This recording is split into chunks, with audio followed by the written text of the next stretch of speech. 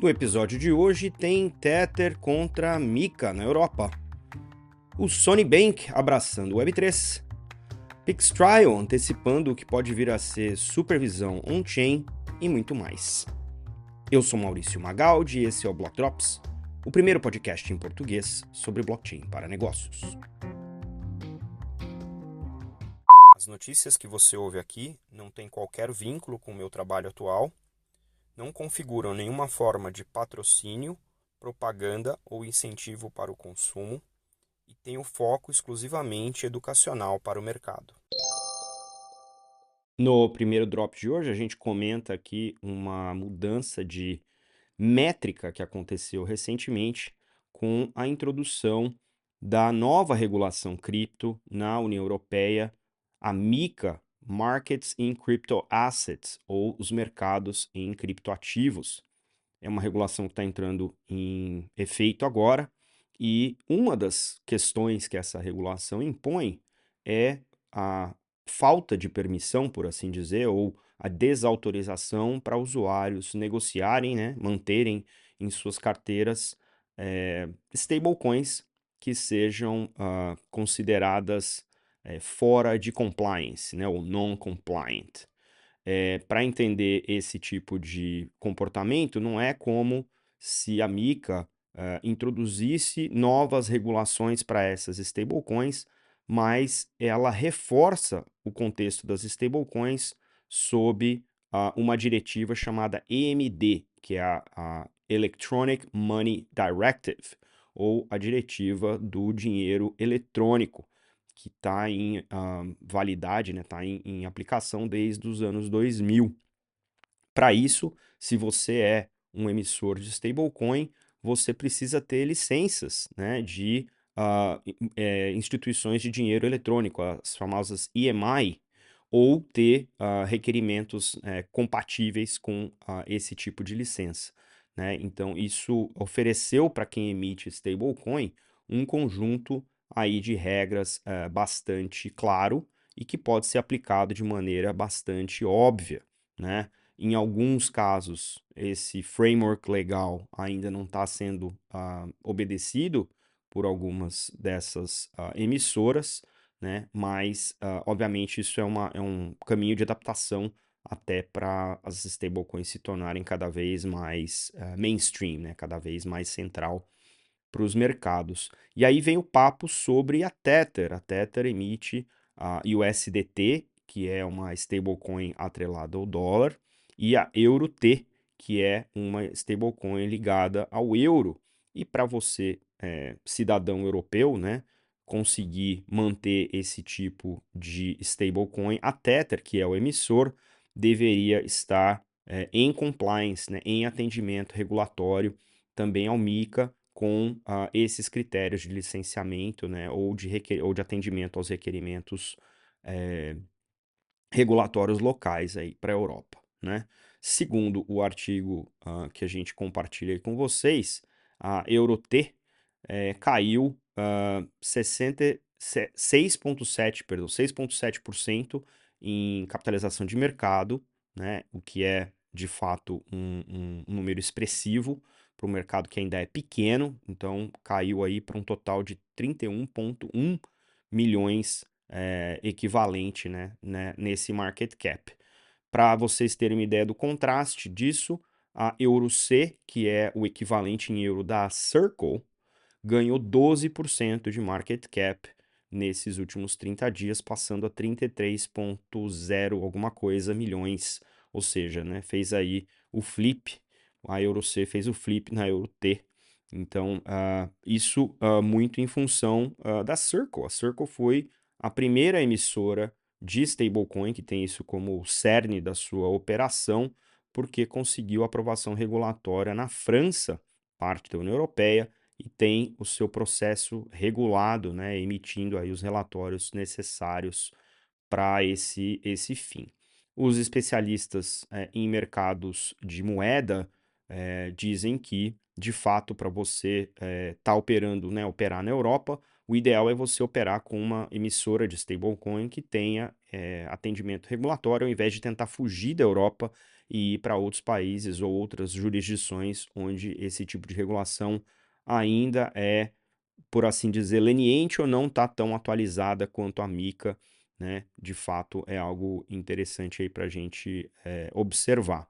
De acordo com o artigo, tanto o EUR-T quanto o USDT pode ser emitido na região, perdão, o SDC pode ser emitido na região, então Circle continua dentro do compliance aí de acordo com a regulação local da Europa.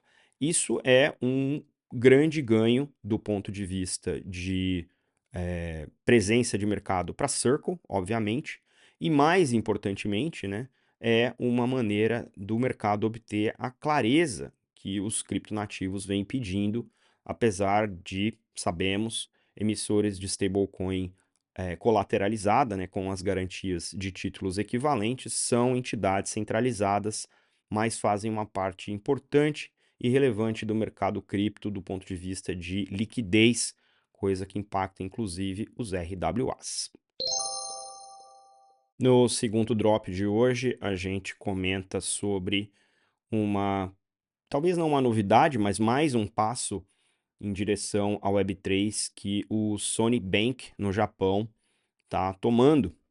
Essa semana a gente viu o anúncio do Sony Bank Connect, o app onde os usuários podem colecionar e negociar colecionáveis digitais em forma de NFT. Os clientes podem exibir aí os seus colecionáveis, né? E isso faz parte da experiência do usuário dentro do aplicativo e podem ter também negociações entre os próprios usuários. De fato, parece algo meio tardio, né? Se a gente for pensar no boom de NFTs que a gente viu em 2022, mas de certa maneira isso faz parte de uma estratégia mais ampla do Sony Bank de abraçar aí a Web3. Recentemente a gente comentou aqui que uma das suas subsidiárias comprou a exchange de cripto Amber no Japão e fez aí um rebranding para S-Blocks, que é o nome dessa exchange agora de propriedade do Sony Bank, né? E vem tentando pilotar uma emissão de stablecoin regulada usando a rede da Polygon também para esse fim, né? O Connect App suporta o NFT o marketplace de NFT do Sony Group, que já tem outras verticais, né? E trouxe alguns artistas aí locais para fazer parte do programa de recompensas. De fato aí uma frente interessante.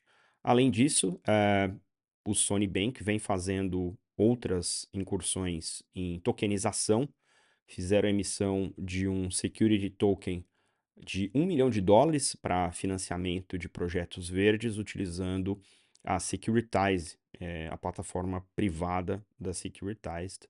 E, de fato, a demanda por mais funcionalidades Web3 tem vindo dos seus usuários. O Japão é reconhecidamente uma jurisdição onde os criptonativos têm bastante presença, começam cedo na adoção de novas tecnologias e os reguladores tendem a se mover bastante rápido para a proteção dos seus usuários.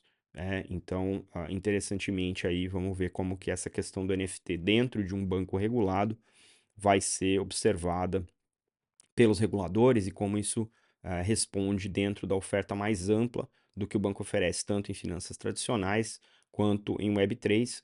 Estou querendo ver o que vem de DeFi no Japão pelo Sony Bank. Essa semana a gente também viu um anúncio de um projeto conjunto entre o BIS, o Bank for International Settlements, e o Banco da Inglaterra, que é o resultado de uma prova de conceito de uma ferramenta chamada Pixtrial. E Pixtrial é uma ferramenta de monitoramento dos ativos que sustentam a paridade das stablecoins.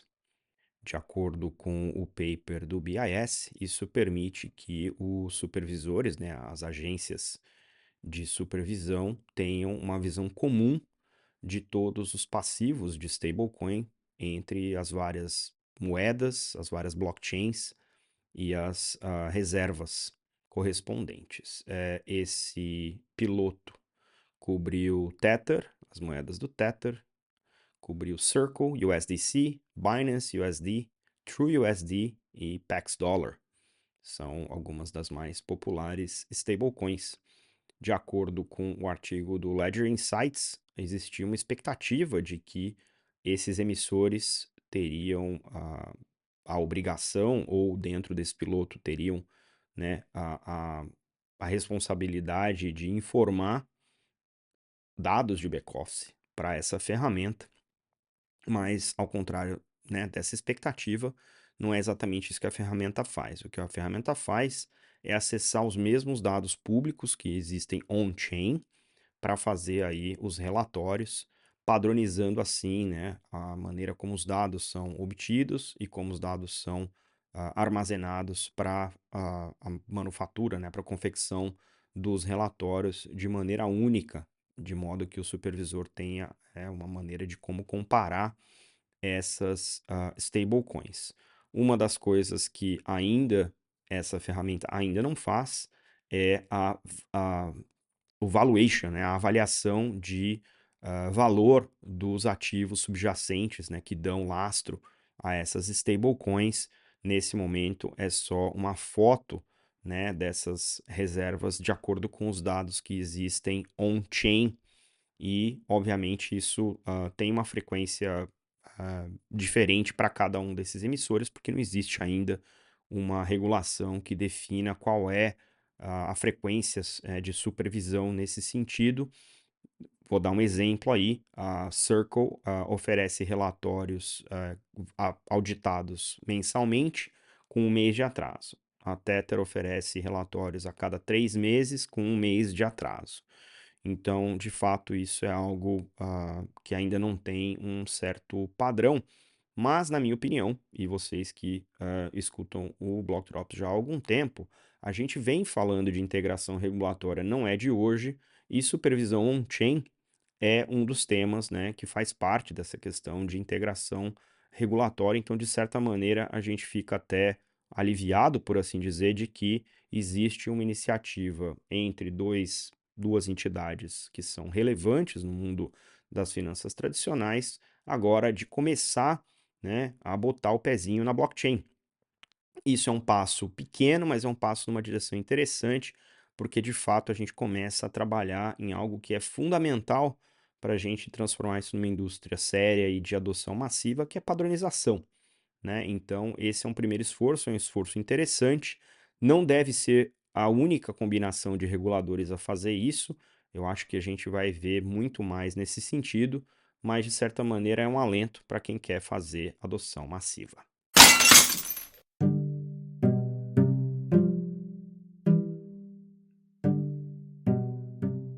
E numa semana cheia de notícias, tem muito mais. A CBV, a Confederação Brasileira de Vôlei, lançou colecionáveis digitais em NFTs, comemorando as Olimpíadas de Paris 2024. O Jaú Shopping vai ter um NFT comemorativo para o Dia dos Pais usando a rede Rator, e a renda é voltada para o Hospital Amaral Carvalho. Jingdong Coinlink Technology Hong Kong Limited é o nome da subsidiária da JD Tech Group, que anunciou os planos de emitir uma stablecoin atrelada ao dólar de Hong Kong dentro do ambiente regulado no país. O Detran da Califórnia digitalizou 42 milhões de carros, de títulos de carros, na rede Avalanche, uma versão permissionada da rede Avalanche, depois de ter feito alguns pilotos com a rede Tezos alguns anos atrás. O Banco Central Europeu publicou um artigo onde eles exploram a falta de atratividade de stablecoins para os bancos enquanto depósito das suas reservas. E está no ar também o novo episódio de Unshielded, um podcast do projeto onde eu trabalho, Projeto Midnight, contando um pouquinho sobre o roadmap.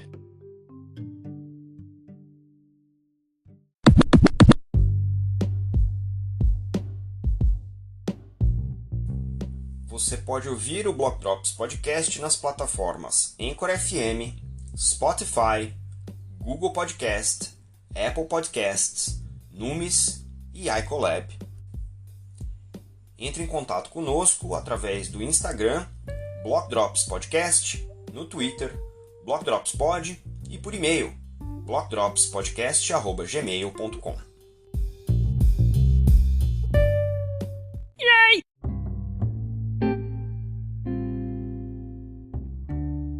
E os salves de hoje, para quem compartilhou os links que você encontra na descrição do episódio, vão para Aline Fernandes, Bruno Schmidt, Paul Brody, Mike Lynn e Anthony Day. Não se esqueçam também de deixar aí as estrelinhas no seu tocador favorito. A gente fica por aqui. Stay rare, stay weird, LFG.